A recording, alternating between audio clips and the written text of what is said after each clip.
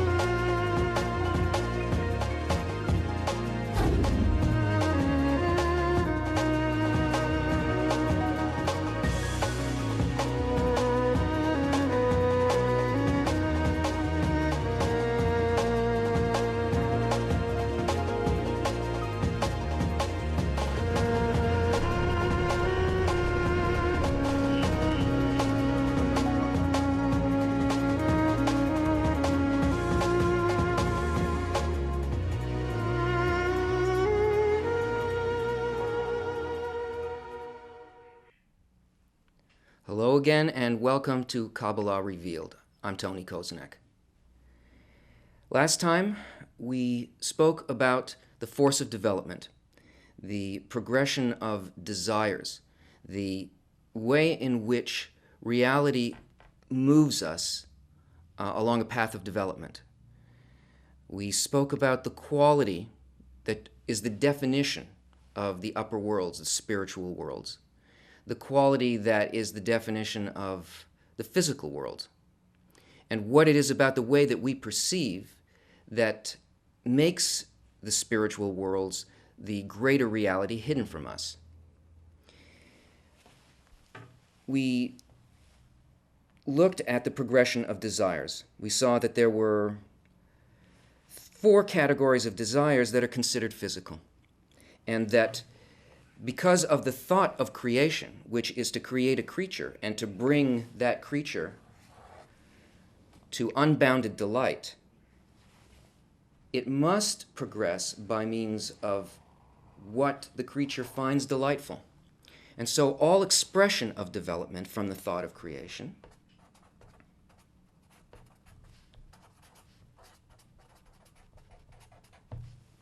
is expressed through a lack and a filling. And we saw that desires progressed from simple desires, animal desires for sex, for shelter, food, family.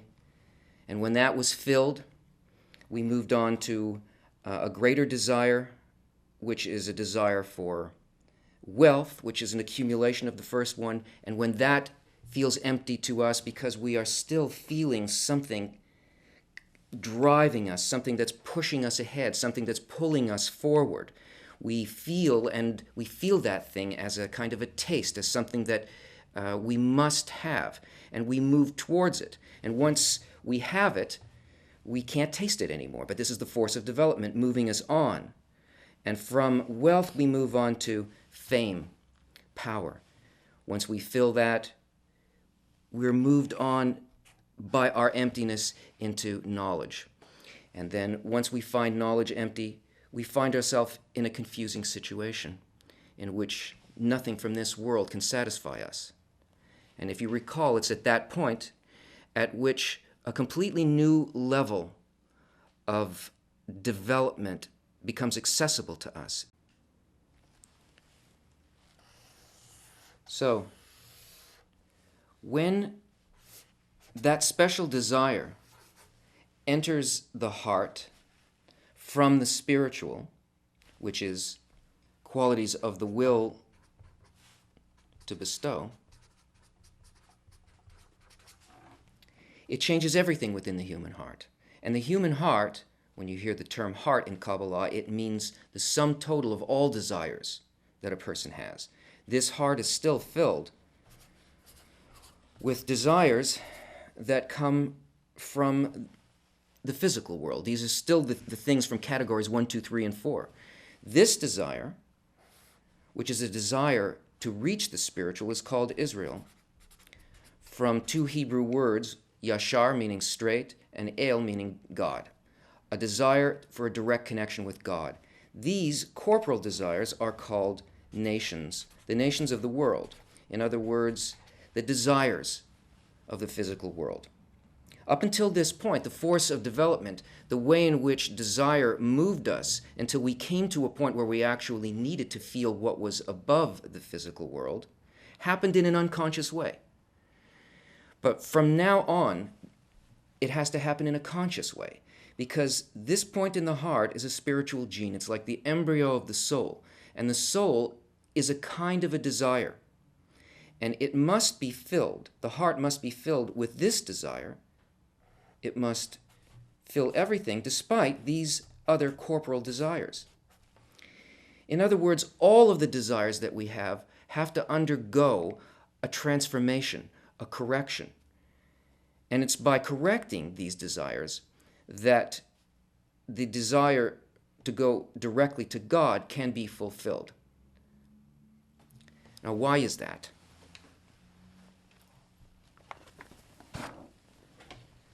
In our original state, at the root of our soul, we were connected to the Creator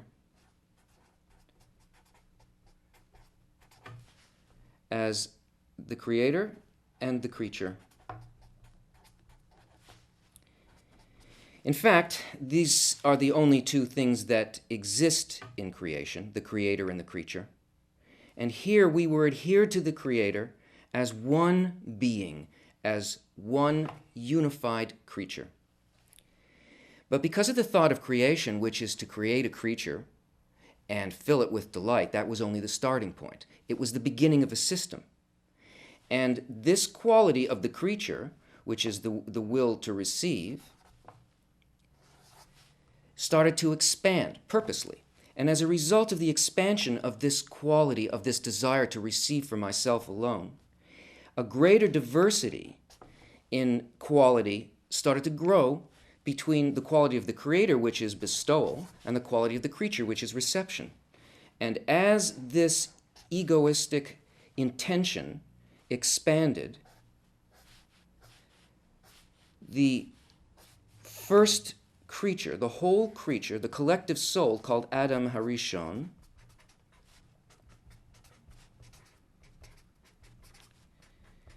meaning the first man, descended through a system of worlds, through 125 steps, to greater and greater egoism until the soul reached a point in which it became separated into what appears to be physicality. That is, the collective soul was shattered into 600,000 parts, each one of these parts having a piece of the original, each one of these parts a desire.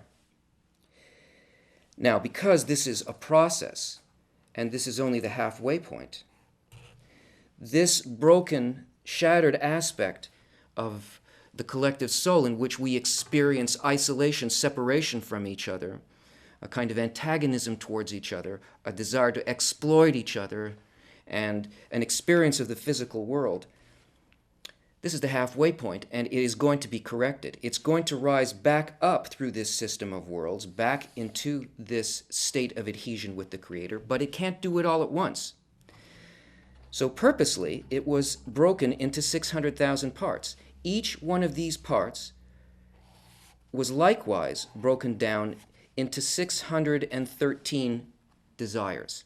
That is, each individual desire within Adam Harishon consists of 613 desires that can be corrected. The parts are small enough. It's like dividing a huge treasure and giving a coin to each person, knowing that each one will return this quality of bestowal, this point in the heart that's placed inside of it, can be trusted to bring that point back to its origin and put the treasure back together as a collective once again.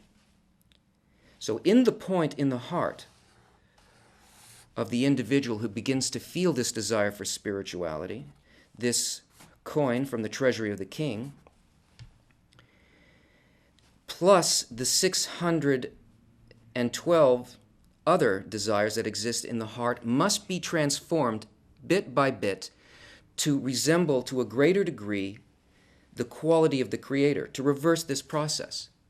Now the thing is, this process of the return, of the correction, of the tikkun, of the transformation, of the fulfillment of the thought of creation, it's going to happen. And all of us, all 600,000 pieces of the collective soul, are going to rejoin and are going to ascend from physical, selfish perceptions and a world of suffering back into a complete whole interrelationship with each other in such a way that we reach the goal of creation, which is adhesion to the Creator and the complete filling and of the greatest unbounded desire. It's going to happen. But the question is, will it happen consciously with our agreement, or will we be pushed to it? You see, there's one goal, and the goal is assured, but there are two paths to the goal. One path is called the path of pain, and the other path is called the path of Torah and Mitzvot. Now, the path of pain is the path that we're all already on. It's not even really a path. It's what we see as the slow, grinding evolution of humanity that we call history. It is a kind of clinging to our physical way of perceiving, to the characteristic that we really need to transform. And as a result of this non-conscious involvement with the process of development, we find ourselves being pushed by events. We see catastrophes, we see tsunamis, we see wars, we have personal experiences in our lives, experiences of pain, experiences of suffering that are caused only by the lack of conscious involvement with the process of the development of desires and their correction. Now this path can go on and on and on, and it's disastrous. Once the point in the heart appears in a person, though, it becomes a conscious involvement. And this is the path of Torah and Mitzvot. Torah means instruction by the light. And Mitzvot means a transformation of a quality of one of the 613 desires from its egoistic expression to its altruistic expression. Every event that happens in our lives is really a mitzvah, a possibility for transformation being presented to us. Now, when I say the word mitzvah, I don't mean like the physical commandments where you are instructed to do a certain thing and there's a list of all these things in the Shulchan Aruch and the table of the Jewish law and so on. Do this physical thing. Now, I'm not saying don't do the physical thing. But what I mean is that this is an inner correction. It's a correction of desire. So whether you do the external good deed, whether it's a religious good deed or whether it's something that we consider to be something nice for somebody else, you can do any external deed and you can be filled with hatred and selfishness. You can't measure anything by that. Talking about one of these 613 desires that's presented to us as an event in our life. Our entire lives are planned in such a way by this process of development to present us with the opportunity to take what we first feel as a desire to receive for myself in a given situation and transform that into its altruistic form, to try to understand what the thought of the Creator is, the thought behind giving me that situation. Because as you remember, the only way that we progress along a spiritual space is by altering a quality within me to resemble that quality in spirituality that I want to enter. So what it is that I want to know, according to this new desire, this desire straight for the Creator, is I want to know the Creator. I want to have a direct sensation. I want to feel in my desires, in the tangible things that occur in my life, what is the thought of the one, of the upper one, of that upper level that gave me this perfectly structured situation, that gave me this opportunity, like a birthday present, for me to take it first in its corrupted form, and by analyzing this and seeing what it is, feeling what his thought is behind it. That's a mitzvah. That's tikkun. That's transformation.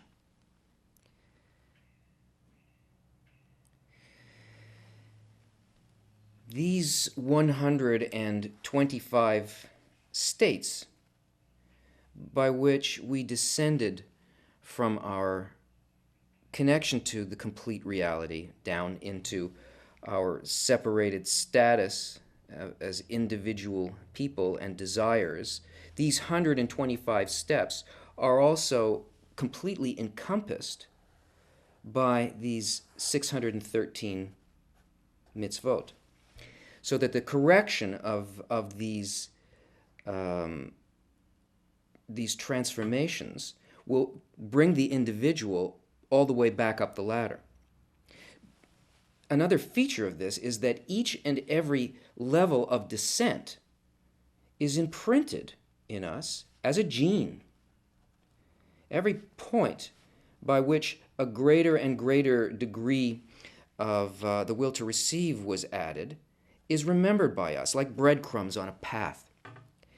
And this being the first spiritual gene, this point in the heart, our access to ascent, is actually the entry point on a chain of spiritual genetics called reshimot, remembrances. And all of the events that happen in our lives that bridge us between these 613 transformations of the will to receive to the will to bestow, that bond us to the Creator, each event is laid out for us in a perfect pattern so that we have the opportunity to recognize what it is that we need to do. Now, this action of correction and transformation, this tikkun, is not done by us. It's done as a result of a desire that we have to make this contact with spiritual light. And as a result of the desire that we have, the work is done by the light. It's an action done on us by surrounding light. The Zohar says, when a person comes to purify themselves, they're help from above. In other words, it's as a result of a gut-level need that used to be a need for those four corporal desires being transformed into a greater and greater need to know what the quality of bestowal actually is. We can't reach this ourselves. This work is called the work of God, not because we go out there like a bunch of nice soldiers and do the job that God assigned us. It's because the work itself of transformation, purification, tikkun, is done on us by the light as a result of an expanding desire.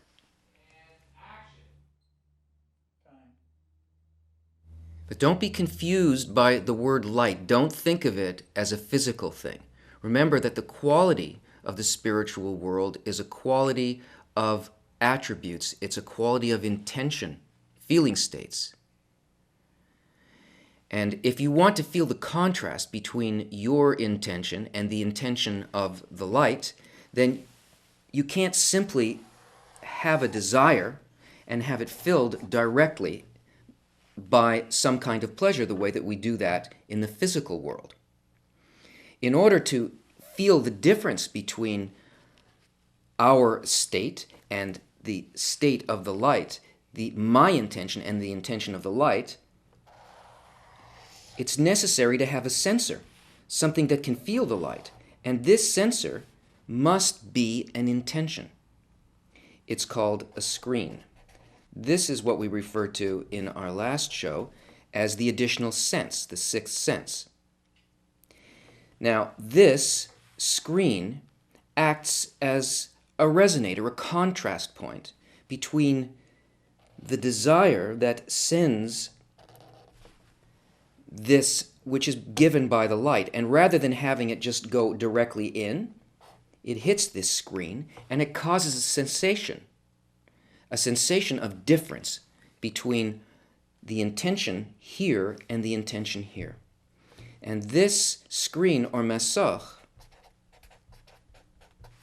this is the tool. This is the way in which we can turn the will to receive, which is our matter, and the only tool that we have to work with, into something very different. We can begin to feel and receive the light only according to an intention that matches the intention of the spiritual world. Now, we'll deal with this more later. But what happens when this can actually occur, when the feeling in here and the intention in the screen is the same as the intention in the light? This is called a corrected desire. And this contrast creates a need in us, the right need, a particular need. It builds a lack in a particular direction. It makes us want to feel what we don't have, and that is the sensation of the light, the thought, the intention behind the light. And it moves us in the intended direction of greater and greater correction. Every time that a desire moves in transformation from its corrupted form into its perfected form, a transformation from its will to receive to the will to bestow, this puts us in touch with eternity. It connects us more and more to the thought behind the entire process. And not only does it do that for this one particular desire and for one individual, but as a result of the connection and the interconnection in Adam HaRishon, that part of person number one, that desire within person number one, like a hologram, becomes corrected in each one of the other desires and reconnects them to each other. So it raises not only the person who does the correction, but their entire world, so that our perception of our reality, the reason that things happen, the thought behind it, whether or not good and bad things are occurring, this changes. A person can feel the total goodness behind the guidance of the entire system and is no longer fooled by physical ideas of what's good and evil. This perception of the love behind the process is really what enlightenment is. Now we see good and bad events surrounding us, things that we want to happen and things that we feel should not happen. And this sense that we do something right or we do something wrong, that we make a certain act and we're punished for it, that there is a good force and a bad force in reality, this is not reality. This is the way that it appears to the will to receive. And enlightenment means that we can see, despite anything that appears to us, what the real unifying thought is behind that. Join us next time when we look at the force of development, the reason for suffering, and how we can rise above that.